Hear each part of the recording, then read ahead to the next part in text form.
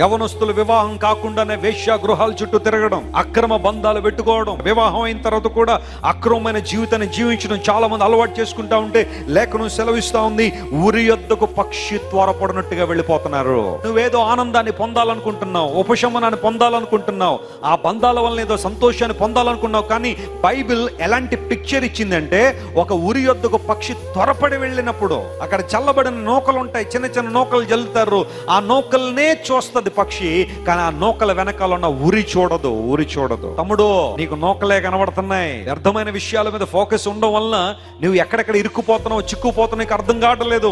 Bible సెలవిస్తా ఉంది, పక్షి ఉరి యొద్దకు త్వరపడినట్టుగానే చాలా మంది అక్రమ బంధాల విషయంలో పరిగెడుతున్నారు. వాటి నుండి విడుదల పొంది నువ్వు పరిశుద్ధంగా జీవించాలని దేవుడు ఆశిస్తున్నాడు. దేవుని మహిమ కొరకు బ్రతకాలని దేవుడిని ఆశిస్తున్నాడు. అలాంటి కృపలను నువ్వు వర్ధిల్లుతావా? దేనికోసం నీ తొందరపాటు? దేనికోసం నువ్వు త్వరపడుతున్నావు? అక్రమ బంధాల వైపు చాలా మంది పరిగెడుతున్నారు.